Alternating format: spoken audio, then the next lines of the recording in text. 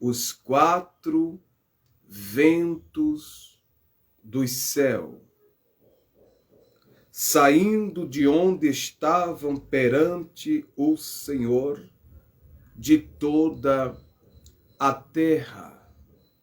Eu quero frisar, contextuar esta frase.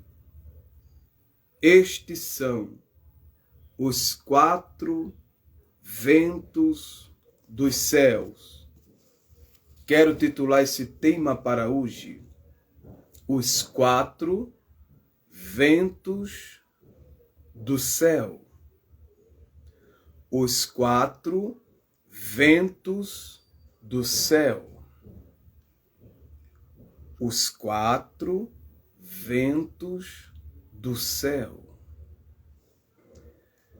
Zacarias, o autor que escreveu, de fato, esta narrativa bíblica, histórica. Zacarias significa lembrado por Jeová. Guarde isso. Zacarias, o autor que escreveu o livro, o profeta menor da Bíblia, ele está entre os 11 profetas menores. O seu nome significa lembrado por Jeová. Eu quero liberar já uma palavra nessa figurativa, nesse símbolo dessa história narrada. Deus lembrará de você. Vou repetir. Deus lembrará de você. Zacarias significa isso, lembrado por Jeová. Zacarias está entre os 11º profeta menor da Bíblia. O ministério profético de Zacarias começou em 520 a.C. Zacarias é filho de Baraquias, o qual, filho de Ido, ele era, na verdade, de uma família da tribo de Levi. Ele era um dos mais messiânicos de todos os profetas do Antigo Testamento.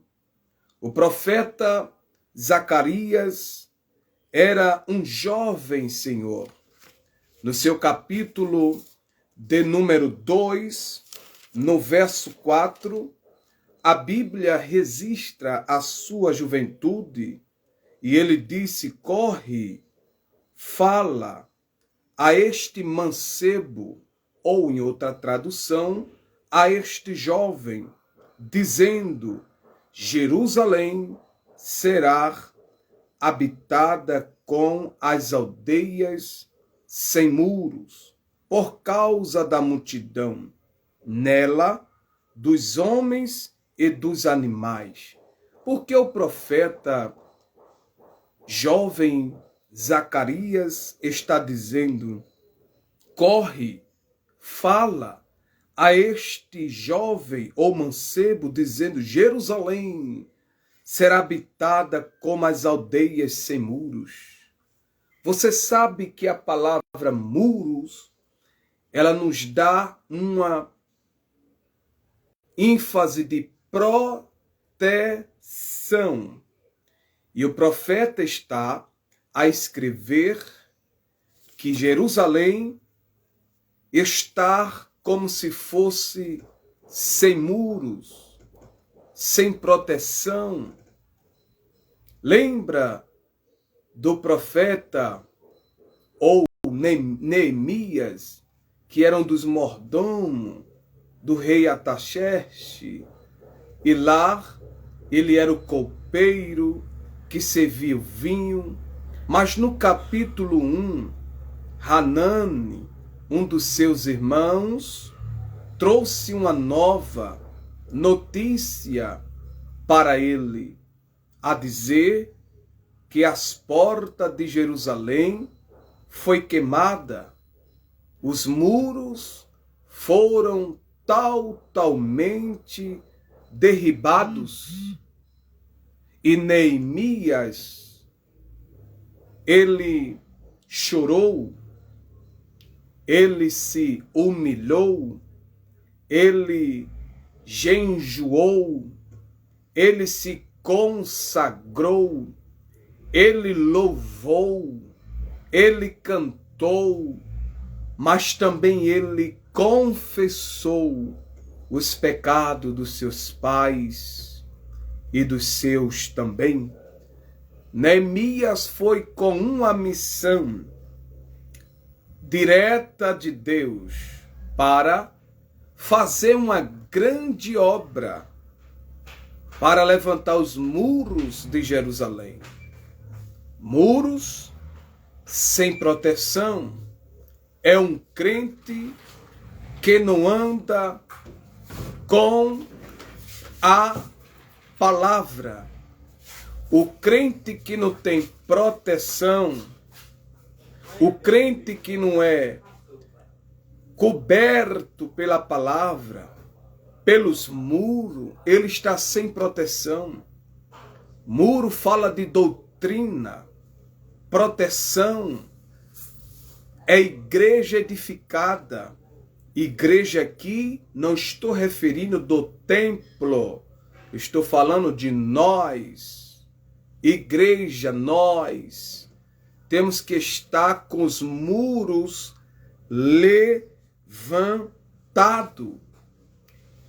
E por intermédio de Zacarias está afirmando que Jerusalém está sem muro. Então, a proteção, fecha aí, por favor, meu filho. A proteção era divina, era real. A igreja sem proteção é uma igreja falida. A igreja sem doutrina é uma igreja sem disciplina. A igreja sem doutrina é uma igreja levada ao vento, às falsas doutrinas. Mas Neemias foi em um desafio como construtor, como um governo, de copeiro para governo, de copeiro para construtor, de copeiro para um engenheiro. Então, Neemias teve 3 homens que colocam obstáculo para que os muros, as portas, não seja reedificada, não seja levantada. Torceram contra, não queria que acontecesse o levantar, não queria que acontecesse a reforma, a reconstrução.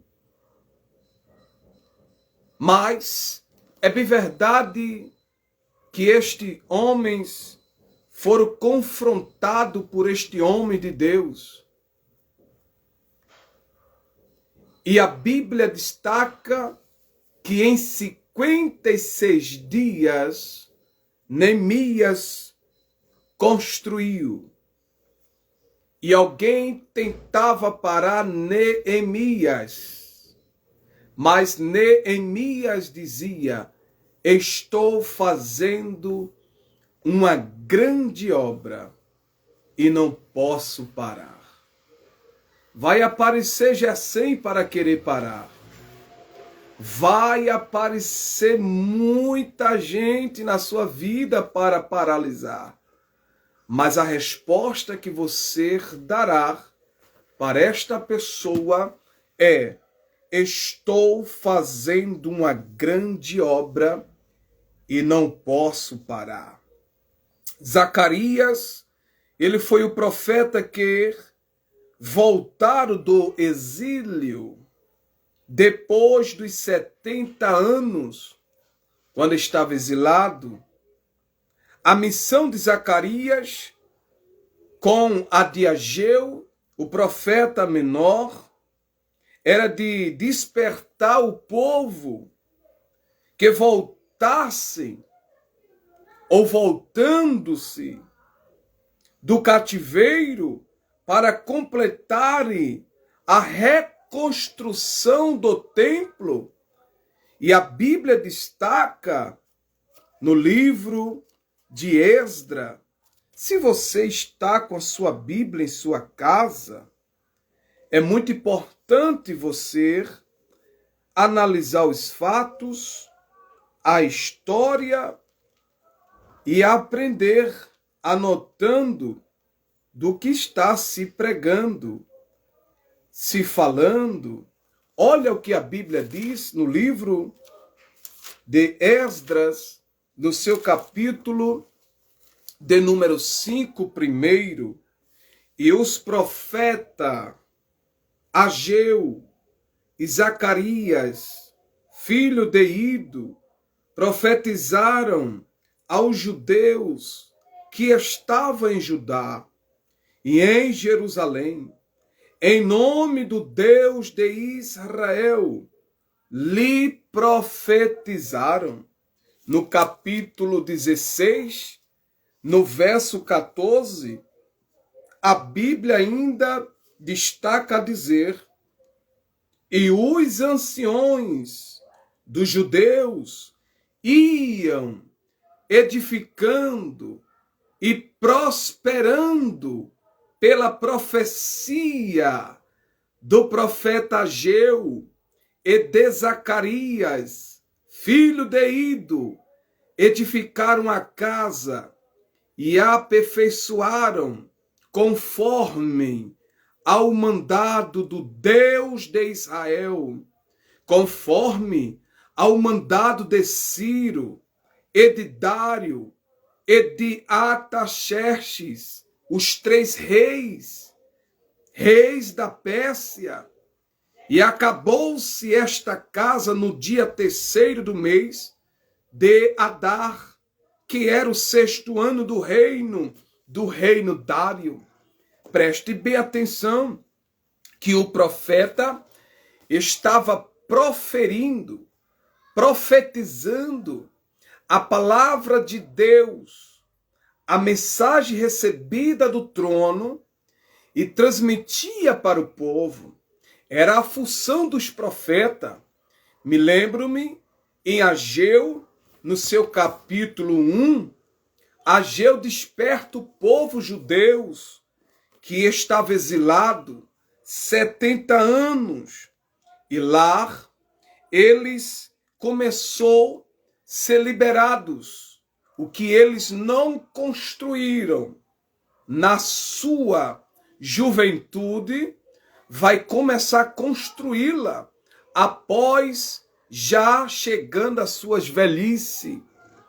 Ele estava cativo ao cativeiro, e quando eles foram liberados, agora eles estão preocupados de fazer casas, mansões, estocar, e ele esqueceu do templo, aleluia, que começou uma obra, mas não finalizaram a obra. Eles só olhavam para o templo de Salomão, aquele belo templo, mas o Senhor, aleluia, eita, mas o Senhor trouxe um despertamento, e a palavra é esta: Zacarias profetiza junto também com Ageu sobre construção. Só que Ageu no capítulo 1 ele diz: subi ao monte, no verso 8, trazei madeiras, edificai-vos a casa, que dela eu me agradarei. É bem verdade que Ageu foi impulsionado pela palavra do Senhor para profetizar. Olha que ele diz no verso 6, semeais muito, Ageu 1:6, e recolheis poucos, comeis, mas não vos farteis, bebeis, mas não vos saciais, vestivos, mas ninguém se aquece, e o que recebe salário no saco furado. Deus ordena um devorador na vida deste povo, porque ele está em outra posição, outro foco. Olha que palavra diz no verso 7 do capítulo 1 de Ageu. Assim diz o Senhor dos Exércitos, aplicai o vosso corações aos vossos caminhos, aplicai o vosso corações aos vossos caminhos. Subi ao monte, trazei madeira, e edificai-vos a casa, e dela me agradarei, e eu serei glorificado, diz o Senhor. Uma pergunta que não quer calar. Aonde você está construindo? Aonde você está executando? Aonde você está focando? Qual é o seu foco atual? É o reino ou é o material? É Cristo ou a terra? Queridos, não estou pregando aqui contra a prosperidade. Prosperidade é algo do céu. Prosperidade, riqueza é coisa de Deus. E eu quero lhe dizer, nem todos na terra serão ricos, porque rico, também riqueza, Deus dá a quem quer e é dom de Deus. Ageu foi impulsionado a lembrar deste povo. Olhe, a Bíblia diz no verso 12, então ouviu Zorobabel, filho de Salatiel, a Josué, filho de Josadaque, sumo sacerdote, e todo o resto do povo, a voz do Senhor. Aleluia, seu Deus. E as palavras do profeta Ageu, como o Senhor, seu Deus, o tinha enviado, e temeu o povo diante do Senhor. Então Ageu aqui está na posição de embaixador. Aleluia. Olha que a Bíblia diz. E então Ageu, embaixador do Senhor, falou ao povo conforme a mensagem do Senhor, não dele, dizendo, eu sou convosco, diz o Senhor. Eu quero liberar essa palavra profética através desta mensagem para a tua vida e profetizando desta forma. Eu sou convosco, diz o Senhor. E o Senhor levantou o espírito de Zorobabel, quando ouviu esta mensagem, filho de Salatiel, príncipe de Judá, e o espírito de Josué, filho de Jeozadaque, sumo sacerdote, e o espírito dos restos de todo o povo, e vieram e trabalharam na casa do Senhor dos exércitos, o seu Deus. O templo aqui era o templo que poderia ser reconstruído. Sabe por que Deus enfatiza a dizer no texto, minha é a prata, meu é o ouro, diz o Senhor dos Exércitos. A glória da segunda casa, ele está dizendo, está vendo a glória de Salomão do templo? Eu tenho outra glória. A glória da segunda casa será maior do que a da primeira, diz o Senhor dos Exércitos. Aleluia. Cante, rementre, monde, cante, o facia. Delemitrio, conde, mantio, fore, mintia, seio, rai. Elabara camantia. Eu sinto esta presença de Deus nesta tarde. É tempo de construção. Mas o Senhor não disse um texto, os quatro ventos do céu? Calma aí, vai chegar os quatro ventos do céu. Oh, glória! Primeiro Deus está tratando comigo e contigo na forma de construir primeiro. Altar quebrado não tem presença. Muros quebrados não tem proteção. Quemitria saio, demantio fúria. Até quemitria sou, nemitria séria.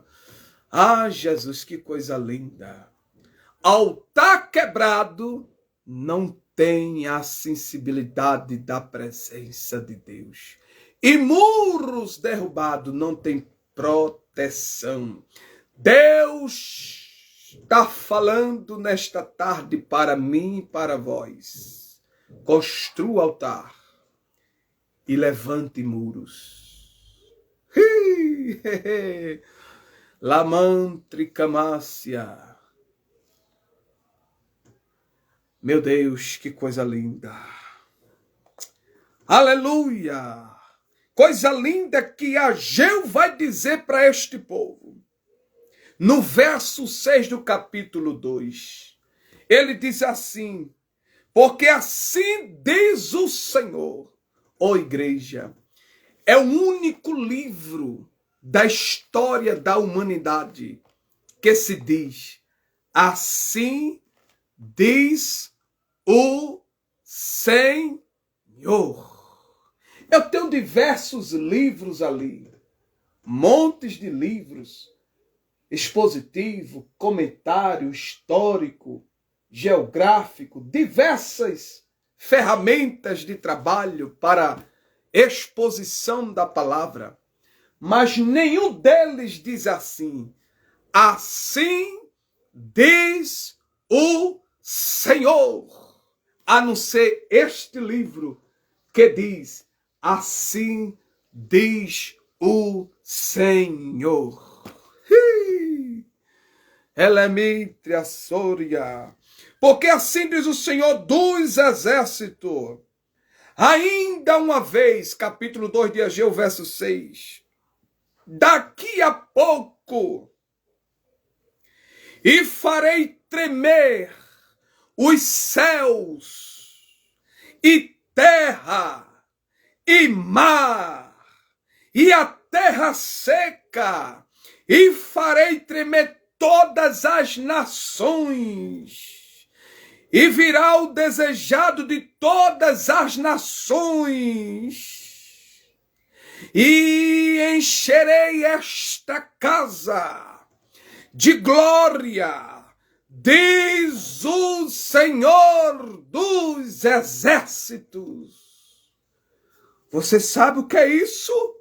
É ele dizendo, levante, construa, porque eu vou tremer o céu, terra, mar, debaixo da terra os alicerces, derramarei a minha glória, a minha presença, e digo assim a vós, minha é prata, meu é o ouro, aleluia, diz o Senhor dos Exércitos, e a glória desta última casa será bem maior do que a da primeira, diz o Senhor dos Exércitos. Aí ele diz, na tribulação, na tormenta, na agonia, aí ele diz, e neste lugar darei a paz, diz o Senhor dos Exércitos. Eita, meu Deus, me segure. Que coisa linda é a tua palavra.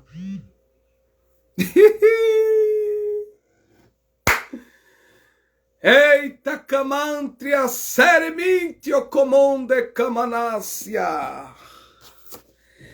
Agora vamos para o tema.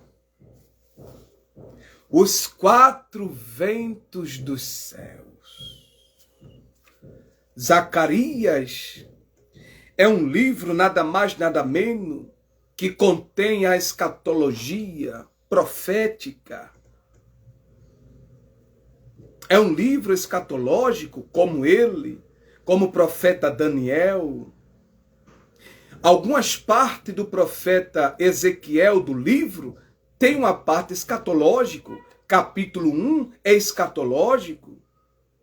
Quando o profeta estava no rio Quebar, aonde ali eles fizeram a sinagoga,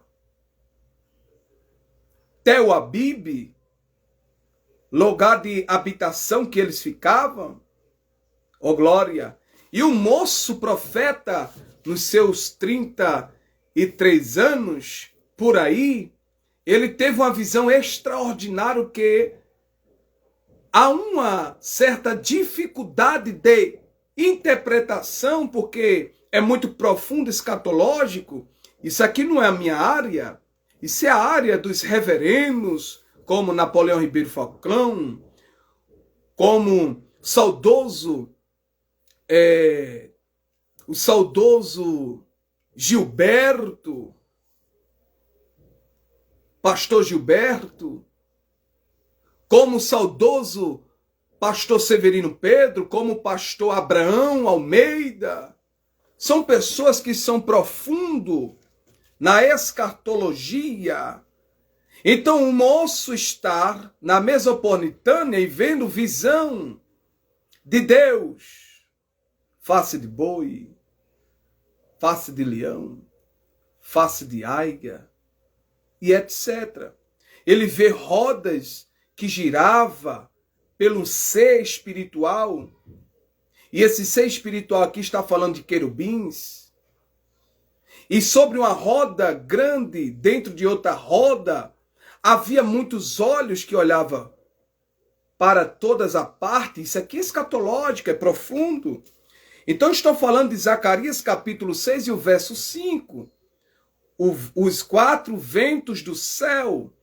Implantamos aqui Ageu, o começo, fomos para Esdra, para concluir o que estamos falando. A primeira parte que eu quero vos falar é a primeira ventania de Deus, que foi no barro feito de homem. Lembra que Deus fez o homem à sua semelhança. Olha a ventania de Deus.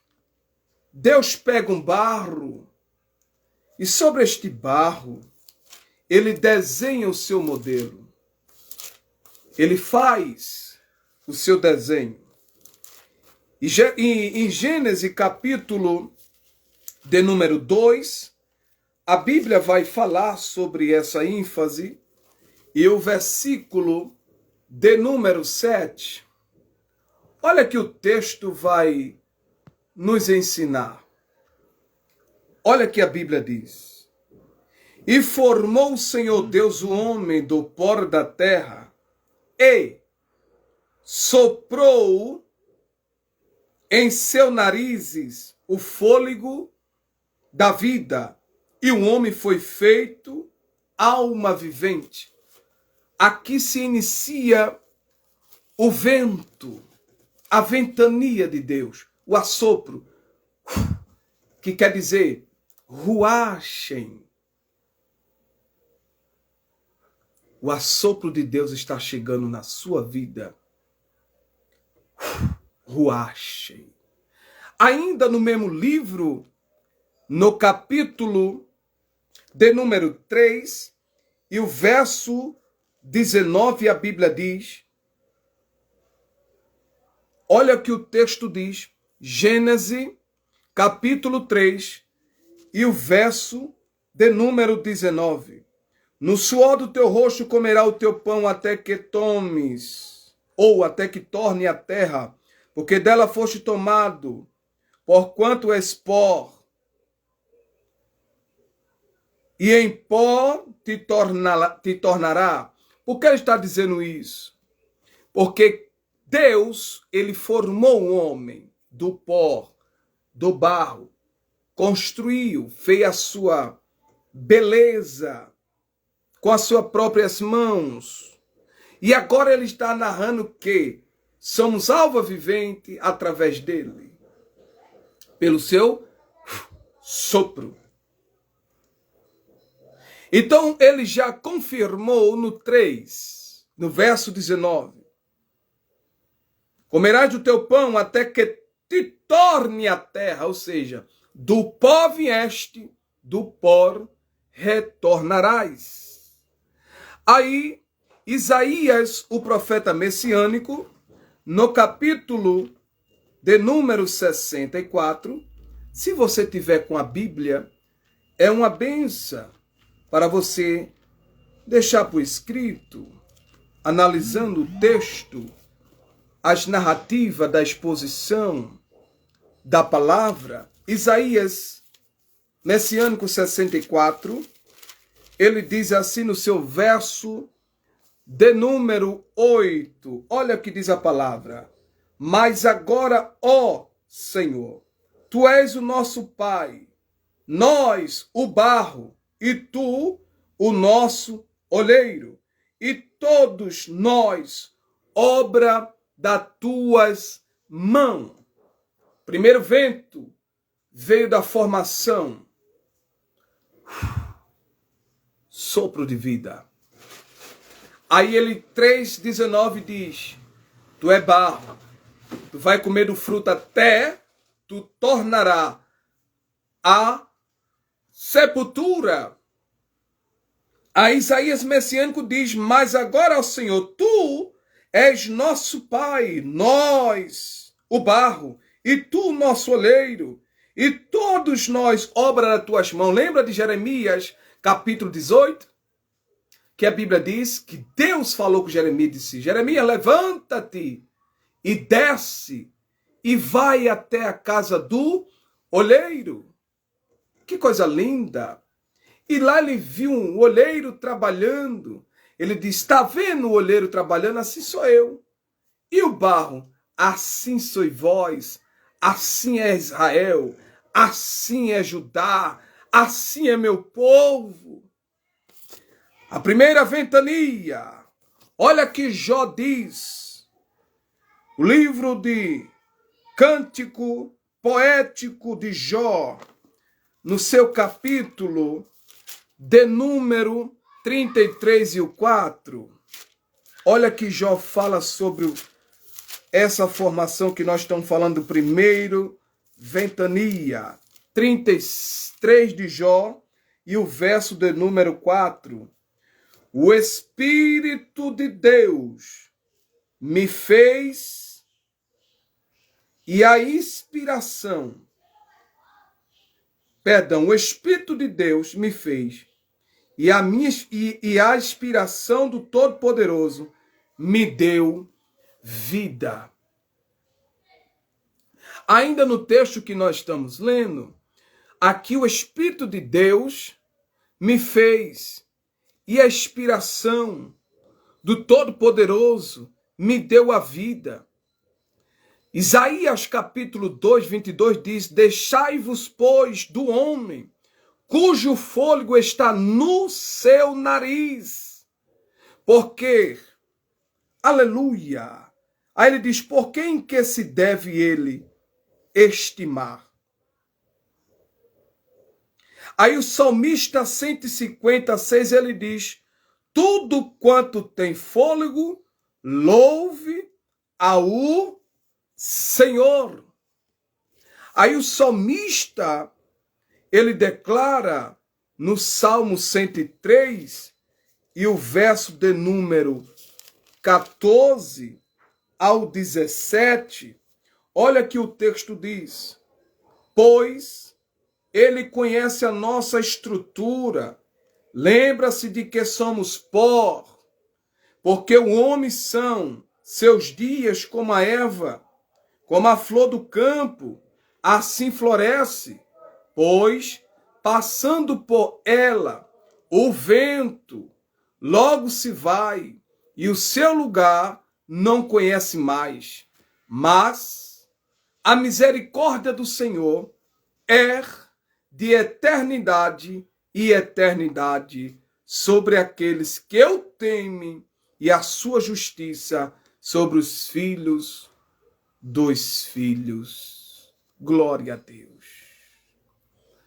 Nós falamos do primeiro vento, o vento da formação. Vamos para a segunda ventania, a ventania de Deus, que foi no Mar Vermelho. Você sabe que o povo dos hebreus estava proximamente aí 430 anos sendo escravo por grande faraó no Egito. E Deus, por intermédio, levantou um libertador para libertar o seu povo, por nome Moisés, filho de Arão, com Joquedebre.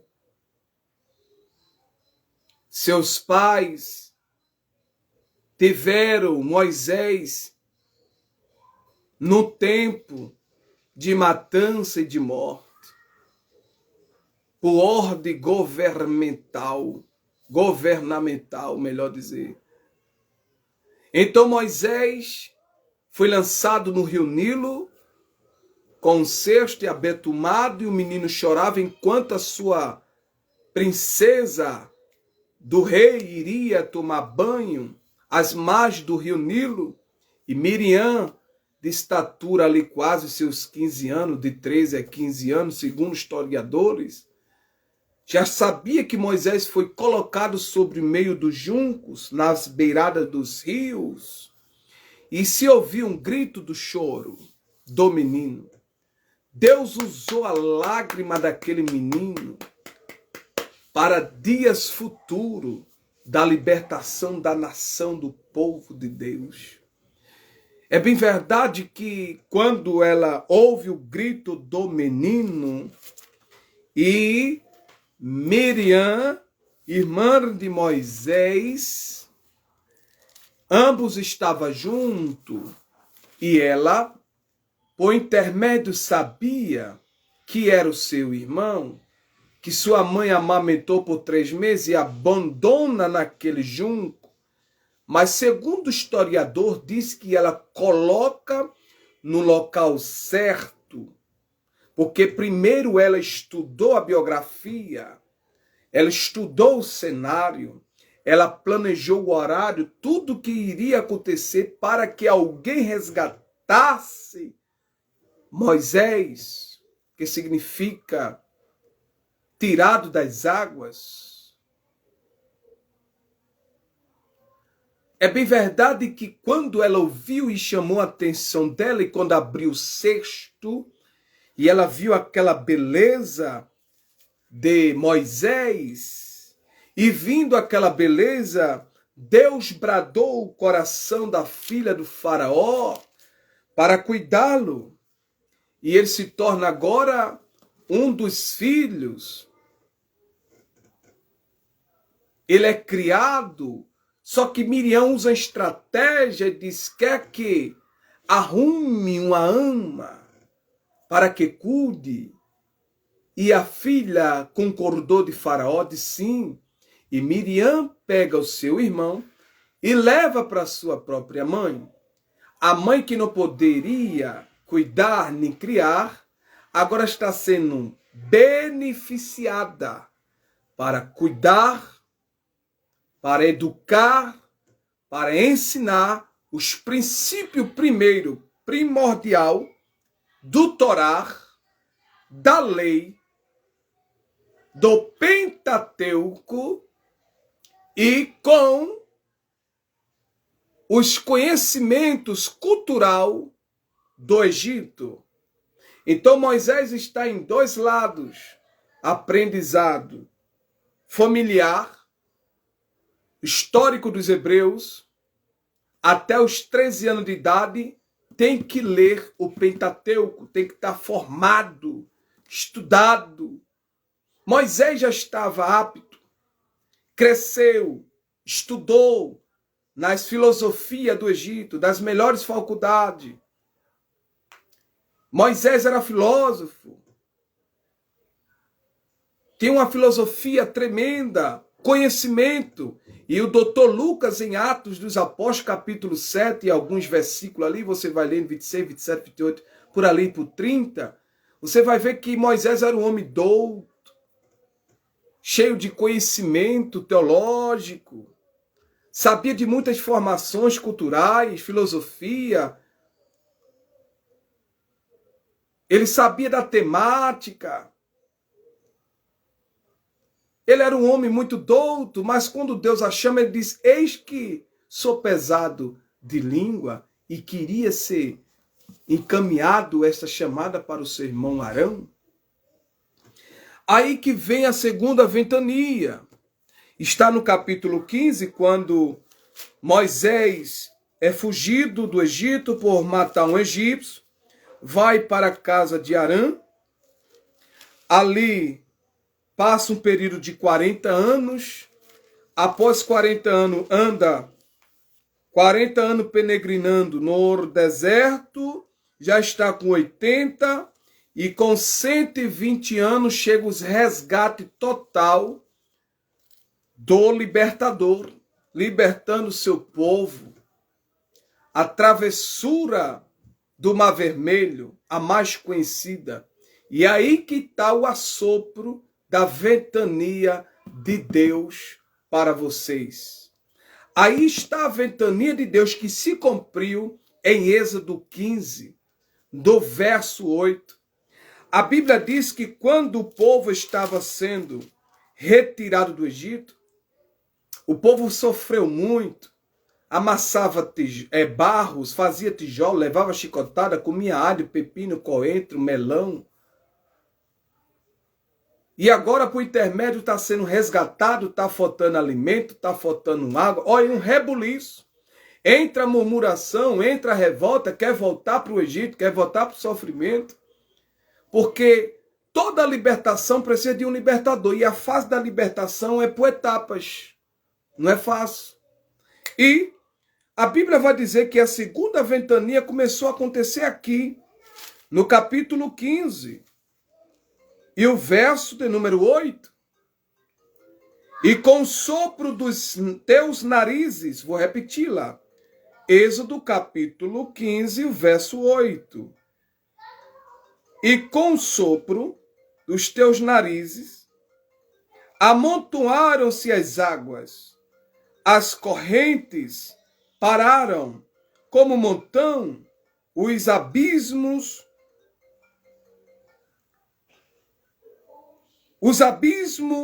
coalharam-se no coração do mar. A ventania de Deus está surreal aqui. O texto declara que o povo vivia em uma guerra. Faraó decidiu a buscar o povo, a maltratar ou até matá-lo. Quando eles estão de frente do Mar Vermelho, havia dois lados, direito e esquerdo. Havia montanhas, de Piairote. E o povo está vindo ali um momento beco sem saída. E o povo está preocupado que à frente está o mar, atrás vem os inimigos. E Deus fala com Moisés em uma figura. Deus disse: Moisés, fala para este meu povo, ou para este povo, que o mar vai se abrir lá. O mar vai se abrir, Moisés. E Moisés tinha um diálogo com Deus, porque Moisés falava com Deus. Teto a teto. Face a face. Coisa linda. E Deus disse: o que é que tu tem na mão, Moisés? Ele disse: eu tenho uma vara. Aí Deus disse: diz ao meu povo que eles vão passar em terra chuta. Farei o mar, direito e esquerdo, fazer ela de muros, e o povo passará em terra seca. Quem sabe, pessoas que não saberiam nadar, poderia morrer afogado. Aí Deus deu a ordem. Moisés, quando toca com a vara, é um símbolo, é uma figura. Quando toca, o mar se abre. Mas não foi a vara de Moisés, o pau de Moisés que abriu o mar. Foi o sopro da ventania, da narina de Deus, que se fez o mar se abrir. Olha que a Bíblia diz no 14:1. Então falou o Senhor a Moisés, dizendo: fala aos filhos de Israel que voltem, que acampe diante de Piairote, entre Migdol e o mar diante de Baal-Zefon. Em frente dele assentarei ao campo junto ao mar. Estão vivendo num beco sem saída. Não tem mais destino para eles.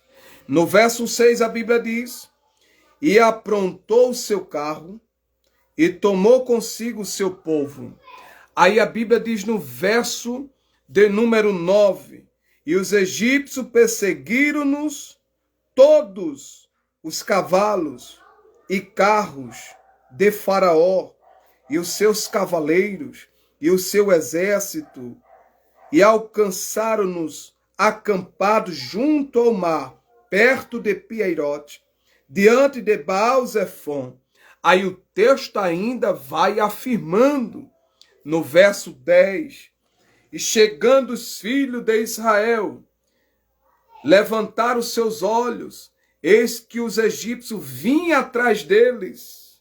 Olha que perigo. E temeram muito. Então os filhos de Israel clamaram ao Senhor e disseram a Moisés: não havia sepulcros no Egito para nos tirares de lá, para que morramos neste deserto? Porque nos fizeste isso, que nos tem tirado do Egito? Não é esta a palavra que te temos falado no Egito, dizendo: deixa-nos, que servimos ao egípcio? Olha aí que ele queria ficar no Egito, servir ao Egito, morrer no Egito, não sair do Egito. E tem gente assim, que está na igreja, vive no Egito, está com o Egito, dorme com o Egito, acorda com o Egito, é escravo do Egito, quer viver como Egito, andar como Egito, andando como Egito, comendo como Egito, bebendo como Egito, e vai vendo assim. Pois que melhor nos foram servir ao egípcio do que morremos no deserto. Moisés, porém, disse ao povo: não temais, estai quietos, ó glória, e vedes o livramento do Senhor, que hoje, não é amanhã, hoje, viste, nunca mais vereis para sempre. O Senhor pelejará por vós e vos calareis. Que tremendo! Essa é a segunda parte da ventania. Aí no capítulo 15, chegou um cântico de vitória. A Bíblia diz que quando o povo foi atravessando, Deus, do seu trono, enviou anjos. Eu posso dizer assim, com muita propriedade, anjos mecânicos. Porque a Bíblia diz, paz, meu amigo Wesley Santos, que eles iam nas rodas dos inimigos do povo de Deus e tiravam os parafusos, as ferragens, e eles tombavam. E quantos ele tentava entrar sobre o mar, aí Deus, como grande, engolia eles sobre as águas. E o povo passava e passava. Quando eles estão passando, aí vai ter o cântico da vitória. A Bíblia diz que no capítulo de número 15, do verso 1 e diante, então cantou Moisés e os filhos de Israel este cântico ao Senhor, e falaram dizendo, cantarei ao Senhor, porque sumamemente se exaltou, lançou no mar o cavalo e os seus cavaleiros. O Senhor é a minha força, é o meu cântico, ele me foi por salvação. Este é o meu Deus, portanto lhe farei uma habitação. Ele é Deus de meu Pai, por isso o exaltarei. O Senhor é varão de guerra, o Senhor é o seu nome. Lançou no mar os carros de Faraó e o seu exército e os seus escolhidos. Aleluia! Príncipes afogaram-se no mar vermelho, os abismos os cobriram, desceram as profundezas como a pedra. A tua destra, ó Senhor, se tem glorificado em potência. A tua destra, ó Senhor, tem despedaçado o inimigo e com a grandeza da tua excelência derribaste os que levaram, aleluia, levantaram contra ti. Enviaste o teu furor, que os consumiu como rastolho, e com o sopro dos teus narizes amontoaram-se as águas, as correntes pararam como montão. O abismo, aleluia, o abismo colarão-se no coração do mar. Eu estou falando da segunda ventania de Deus. Vamos para a terceira ventania de Deus. Já estou pregando 1h06. A ventania de Deus. A terceira ventania de Deus. Pai de Cristo, Alisson Bigi, lá de Canadá. Deus abençoe, serva do Senhor. A terceira ventania de Deus. Sabe onde aconteceu a terceira ventania de Deus? Ela se cumpriu em Ezequiel, capítulo 37. Você sabe da narrativa histórica de Ezequiel? Aleluia! Ali houve uma ventania de Deus, foi um vento restauradora, foi um vento de transformação, foi um vento de vida. Deu um grande exército que se levantou, que restaurava os mortos que estavam ali, sequíssimo, sem vida, sem labor, sem sabor, sem nada. Não tinha esperança. Israel estava literalmente falando no ossos secos e sequíssimo. Havia ali uma nação que estava afastado da presença de Deus. A apostasia estava implantada naquele povo. Aquele povo estava desviado do caminho do Senhor. Aquele povo estava totalmente afastado da plenitude da presença de Deus. Aquele povo estava ali sem receber a glória de Deus. Aquele povo estava ali sem ter a graça de Deus. Aquele povo estava ali sem sentir a presença do Espírito Santo de Deus. Aquele povo estava ali precisando de um avivamento real da parte de Deus. Aquela nação, ela estava ofuscada. Aquela nação, ela estava perdida. A Bíblia diz que Deus levanta o profeta Ezequiel, filho de Buzi, o sacerdote, e ele foi levantado para uma missão. Levantado para ser profeta. Seu pai, Buzi, era sacerdote. Então a função do pai poderia dar continuidade para a sua linhagem, seu filho. Então, e Ezequiel estava estudando na escola sacerdotal para ser sacerdote. Mas a Bíblia destaca que o Deus que nós servimos escolheu Ezequiel, não a função de altar, de estar sobre o altar. Deus chama ele para ser profeta. Deus chama ele para profetizar. Deus chama ele para um caminho estreito. Deus chama ele para ele ser o mensageiro da nação. Deus chama ele para ele ser o porta-voz na terra. Deus chama ele para ele ser uma diferença na terra. Deus fala com o profeta no capítulo 1. Deus fala com o profeta no capítulo 2. E no capítulo 2 é interessante. A Bíblia diz que Deus fala com ele dizendo: filho do homem,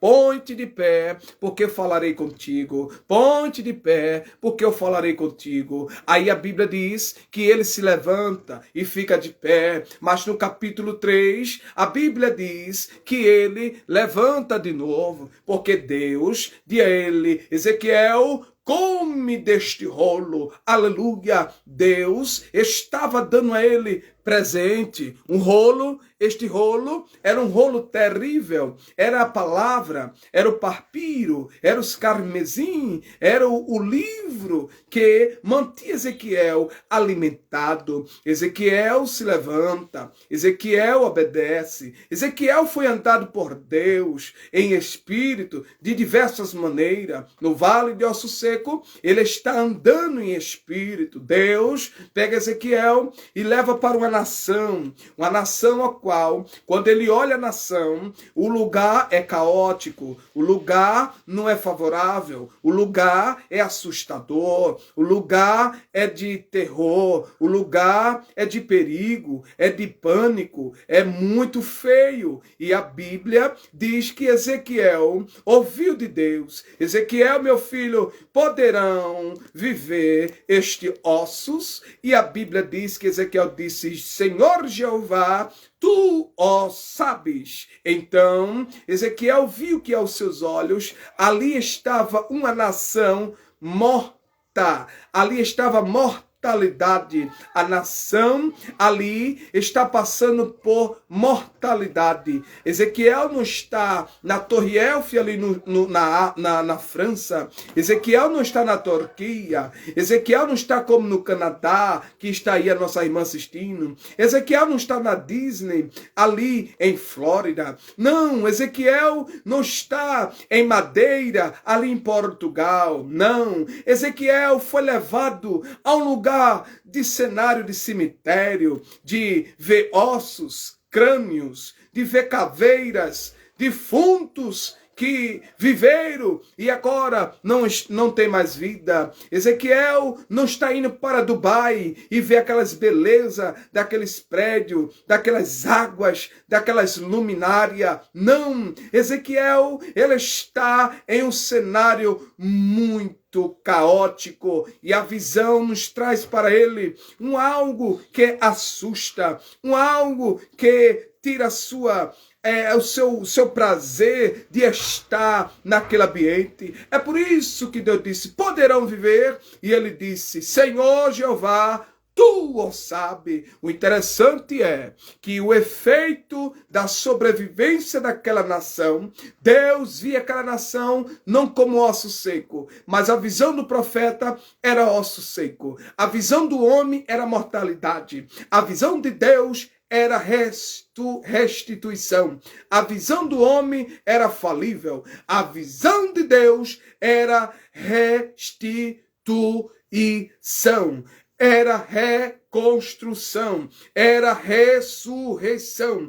A visão de Deus não é igual à minha. A visão de Deus não é igual à sua. A visão de Deus não é igual à nossa. A visão de Deus é o além. Deus tinha amor para aquela nação. Deus tinha um amor para aquele povo. Mas a Bíblia diz que quando Ezequiel obedeceu à voz de Deus, e ele vai agora em uma ordem divina, Deus diz: Ezequiel, profetiza a este osso seco. E ele diz: como eu vou profetizar? E Deus dá uma ordem. Ezequiel profetiza assim: ossos secos, ouve a palavra do Senhor. Aí a Bíblia diz que Ezequiel abre a sua boca e diz: ossos secos, ouve a voz do Senhor. Agora o cenário que é não favorável é o cenário que vai ver estralo, barulho,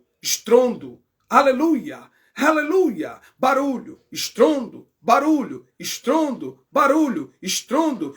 Era um cenário muito silencioso. Agora Ezequiel vai ver a informação. Ezequiel vai ver a construção. Ezequiel vai ver o mover. Ezequiel vai ver a glória aparecer. Ezequiel vai ver o rebuliço acontecer. Ezequiel vai ver o vento ser assoprado. Ezequiel vai ver o vento assoprando. De repente, os ossos estavam espalhados.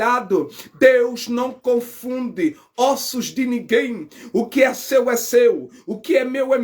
A minha digital é minha. A sua digital é sua. O meu DNA é meu. O seu DNA é seu. E Deus colocou os ossos em forma e reconstruiu o osso. Aí veio carne, veio pele, veio nervos, veio sangue, veio a formação do cérebro, veio a formação dos olhos globular, veio agora a formação da audição, veio agora a garganta, a língua, aleluia, o olfato, o tato, e começou a acontecer. E a Bíblia diz que quando eles se formaram, voltar, aí Deus disse: Ezequiel ainda não está vivo. Profetiza ao Espírito. Elementre camaciar. É aí que eu quero vos dizer. Muitos estão com a aparência de vida, mas está sem o Espírito, está morto, está sem a presença, está sem a graça, está sem a sensibilidade do Espírito, está sem a presença de Deus. Muitos estão na casa do Senhor. Eita Deus. Mas não está vivos. Aí Deus dá uma ordem no verso 9 e o verso 10. Olha o terceiro vento. Eita! E ele me disse: profetiza o Espírito, profetiza o Filho do Homem, e dize ao Espírito: assim diz o Senhor Jeová, oh glória, vem dos quatro ventos o Espírito e assopra sobre este mortos para que viva. E o 10, e profetizei como ele me deu ordem. Então o Espírito entrou neles e fizeram e se puseram em pé um exército grande e extremo. Eu quero lhe dizer, nesta tarde está sendo assoprado os 4 ventos do céu ao seu favor. Aleluia. Aleluia. Eu quero agora ir para o 4º vento de Deus. E finalizando, eu quero agora trazer a ventania, o vento do avivamento. Está chegando avivamento para a tua vida, está chegando avivamento para a tua casa. Havia um dia de Pentecostes.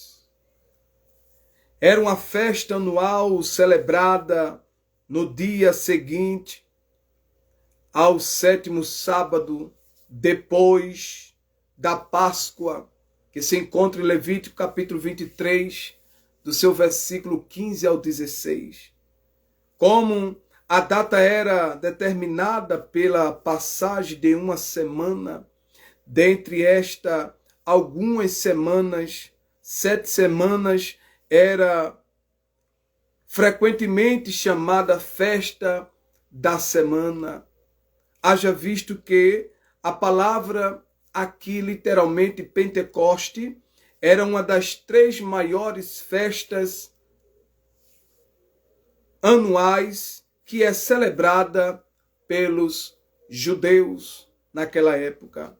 Havia ali em Atos dos Apóstolos, do capítulo 2, do verso 1 ao verso de número 4, ali havia 120 crentes que estavam ambos eles, estava tudo reunido, os 120 crentes, resultou num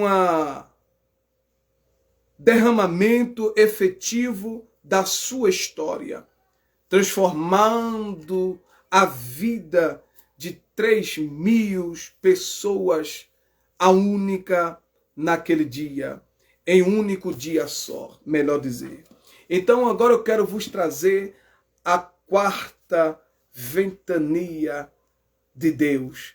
Este vento é favorável ao vento do avivamento. Atos dos Apóstolos estava ali, esses 120 crentes, reunidos, no mesmo propósito, no mesmo aparecer, no mesmo sentimento, na mesma fiação, como diz os cristãos, linguajar cristão. E a descida do Espírito Santo ali era muito favorável. E a palavra grega aqui, a descida do Espírito Santo, quer dizer consolador, ou paracletos. Espírito Santo quer dizer, no hebraico, consolador ou paracletos. Está chegando o paracletos de Deus. Está chegando o consolador na tua vida e na minha vida. Você crê que o paracletos de Deus está chegando? Paracletos de Deus está sendo assoprado. O paracletos de Deus está alcançando a tua casa. O paracletos de Deus está soprando a tua casa. O paracletos de Deus está entrando no teu casamento. O paracleto de Deus está entrando na tua vida. O paracletos de Deus está soprando sobre o teu coração. O paracleto de Deus está entrando na tua empresa. O paracleto de Deus está entrando na tua tormenta. O paracleto de Deus está entrando na tua finança. O paracleto de Deus está entrando na tua saúde. O paracleto de Deus está te levantando hoje. O paracleto de Deus está te visitando agora. O paracleto de Deus vai te renovar agora. O paracleto de Deus vai te encher agora. O paracleto de Deus vai te renovar agora. O paracleto de Deus vai te consolar agora. O consolo do Espírito está te visitando agora. O Espírito Santo está entrando na tua vida agora. Se você está ligado, enfiado na fiação do Wi-Fi do céu, nesta tarde, o Paracleto de Deus está te envolvendo na tua vida. Receba renovo do Espírito. Receba a presença do Senhor. Seja cheio, seja cheia, seja renovado, seja batizado na sua casa, em nome de Jesus, e receba o Paracleto de Deus, que quer dizer consolo, Espírito Santo, entrando na tua casa. Aleluia! Glória!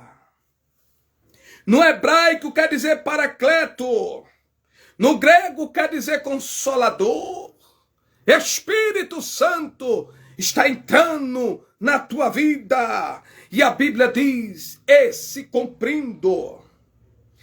cumprindo-se, dia de Pentecostes, estava todos reunidos no mesmo lugar. E de repente vem do céu um som, com que de um vento veemente e impetuoso, e encheu toda a casa em que estavam sentados. A casa aqui não é a casa literal, a casa aqui era nós. É nós. É as vidas. E encheu toda a casa que estavam sentados.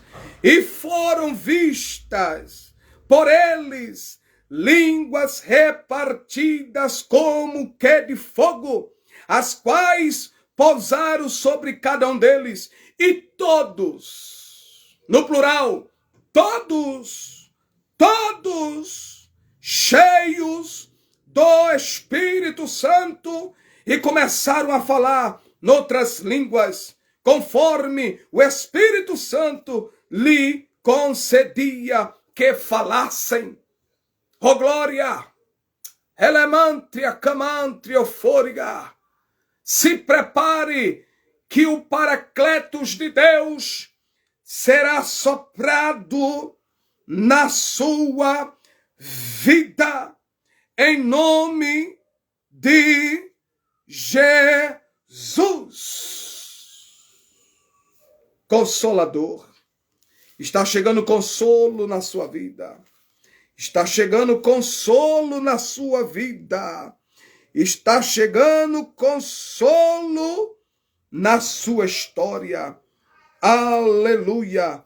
Olha o que a Bíblia enfatiza. Em João capítulo 14, no verso de número 16, olha o que a Bíblia diz. E eu rogarei ao Pai, e ele vos dará outro Consolador, o Paracleto, o Consolador, para que fiquem convosco para sempre. Não é só um pouco de tempo. Enquanto tiver vida, tem Paracletos de Deus, o Espírito de verdade, que o mundo não pode receber, porque não o vê, nem o conhece, mas vós o conheceis, porque habita convosco e está em vós. Olha que o verso 26 diz, aleluia, mas aquele Consolador, o Espírito Santo, que o Pai enviará em meu nome, esse vos ensinará todas as coisas e vós fará lembrar de tudo quantos vos tenho dito. Hoje tem Paracletos de Deus para a sua vida. Você crer? Aleluia. Olha que João ainda diz, no capítulo de número 15, de número 26. Mas quando vier o Consolador que eu, da parte do Pai, vos hei de enviar, aquele Espírito de verdade que procede do Pai, ele testificará de mim. Eita glória! Olha que ele diz ainda no capítulo 16 e o versículo 7. Todavia, digo-vos a verdade, que vos convém que eu vá, porque se eu não for, o Consolador não virá a vós, mas se eu for, enviar-vos-ei o Consolador. Tem paracletos de Deus nesta tarde. Queridos, é a finalização do sermão. Os quatro ventos do céu, com base em Zacarias capítulo 6 e o verso 5. Os quatro ventos do céu.